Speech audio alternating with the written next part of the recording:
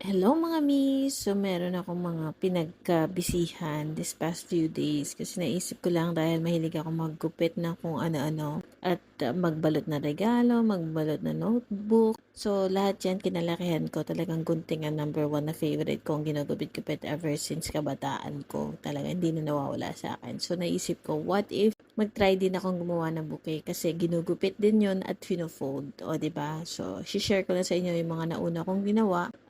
Tingin ko naman I'm doing okay. At least kahit paano nakukuha ko yung kung paano mag-fold at iayos na mabuti. Pero syempre, kailangan ko pa ng mas maraming practice para mas gumalik pa pagdating sa paggagawa ng bouquet. Anyway, ang importante lang talaga dyan is maipakita mo ng maayos at maging mukhang presentable yung mga bouquets na ginagawa mo. And syempre, dagdagan pa ng creativity, passion, at determination and hoping na maging business siya balang araw. Kaya sa kahit anong ginagawa ko talagang kailangan din munang pag-aralan and then i-apply at tapos more practice para maging okay, perfect. So eventually, magagawa ko rin na maayos yan for sure.